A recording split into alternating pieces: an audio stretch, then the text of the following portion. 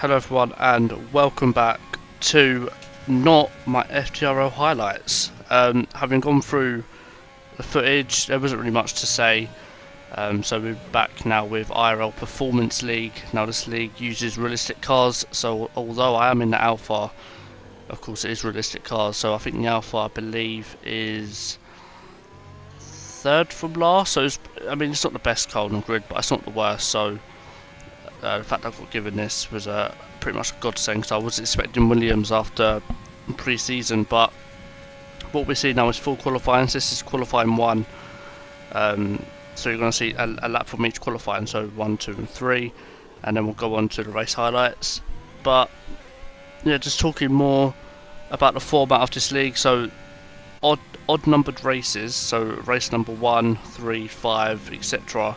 are going to use a full quali style, so like we're seeing here, quali 1, quali 2, quali 3, and on even numbered races, so 2, 4, 6, etc. they will use just the average short quali 50% race, which most people who league race are normally used to anyway.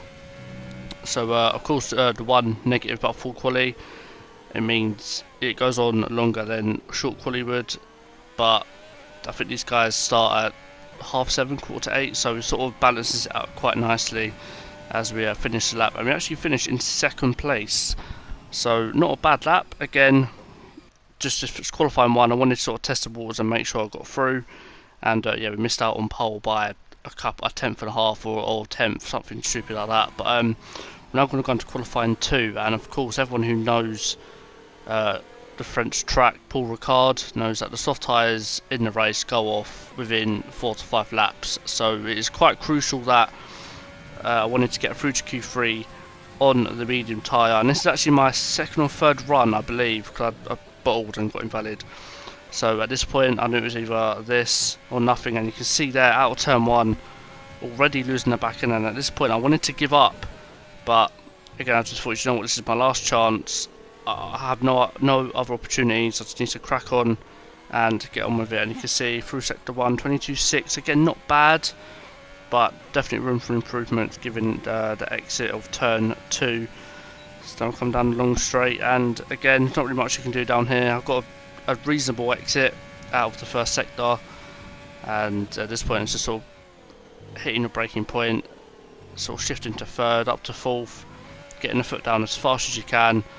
And you know, at this point I felt quite good about the lap, barring obviously sector 1, and I'm actually 3 tenths up and actually went purple. Now I didn't know whether that was a legit purple sector, but I don't think it was. The game likes to troll people with that.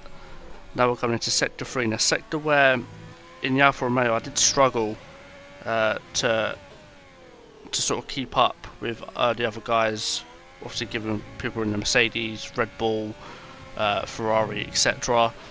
But I just wanted to try my best, and coming into the end of the lap now, wanting to get a good exit out of the final corner. Got a short shift to 3rd, no we didn't, so revved out the engine quite badly there, but we're going to come to the line, and it is only 5th place. Now, do we get through to Q3? We'll soon find out when the time has come up now, and there you go, 2 tenths to Mo in 11th in a Ferrari. I believe he messed up his lap on softs, otherwise I would have been out in Q2.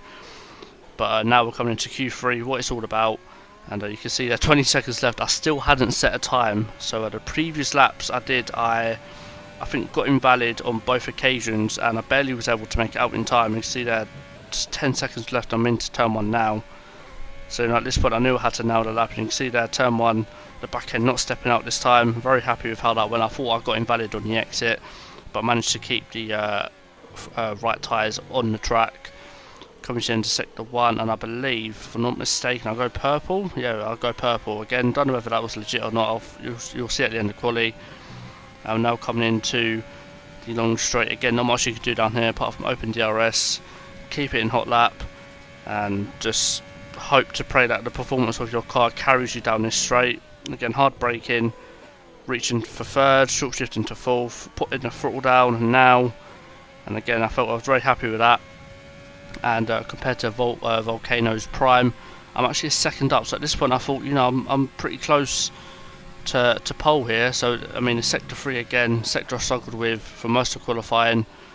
you know, just thought I had to give it my all and try not to bottle it as I would usually do on previous games. So I'm going to come through now and finish sector 3, last couple of corners now, and I've almost done it. And there we go, into, I believe, first. Nope, I kept it in second that time. So again, the final corner for me, I was sort of testing what worked and what didn't. Given I was in the Alpha, I just sort of had to see what worked. I'm going to come across the line and get pole in an Alfa Romeo 29.1. Again, a good lap for me. I mean, I don't think there's any room for improvement there, maybe a 10th or 2. But that's just nitpicking. And we start the race on pole on the medium tyres. So again, not a bad result from me. Normally I'll be starting at the back, given how my normal quali sessions go. So to start off at the front is definitely something I could get used to. I'm going to go to 5 red lights. Now it's crucial to get a good start here. And you can see I was sort of quick to react, but the car just sort of bogged down a little bit. And I believe that's Neil's 9 bar, so getting ahead of me off the start. But surprisingly, he was the only car that did. So at that point I thought, you know what, it's fine, I can stay behind him and we'll see how the rest of the race goes on. I do normally stay on board for the whole of the first lap, because of course that's when what makes or breaks your race. So I think at this point my main aim was to just try and not lose any more positions, as we've got Nightshades and Aaron behind us in the racing point again. 2019 Merc, as some would say. So I knew they were going to be pretty quick, and I just knew I had to stay with Neil's 9 bar. So I tried to stay in that slipstream. He was really trying to break it. So at this point I was just sort of thinking, you know, just keep it calm, not make any mistakes. And you can see there, we are keeping with him, although we are on the medium tyre. I think they're 2 or 3 laps old now as well. Just putting into overtake, just to sort of stay glued to his back end, and already building a gap to Nightshades behind, which again is what I wanted off the start. And Neil's 9 bars actually taking a wider line there. Don't know whether that helped him or not. I don't think it did. I think we gained a little bit more time there as well. So already these medium tyres for me feel great, but no doubt the guys behind are probably going to start catching me in the next lap or two, because the soft tyres don't go off till about lap 4, lap 5, so they are good for a couple laps, but that is literally it. I think any more than lap 4, then your tyres just start to die. So we're going to come to the end of lap 1 now. Neil still has the lead, I'm in second place, Nightshade in third, and Aaron almost in the podium position. So now I believe we're going to skip ahead now to lap 3 or lap 4, I believe.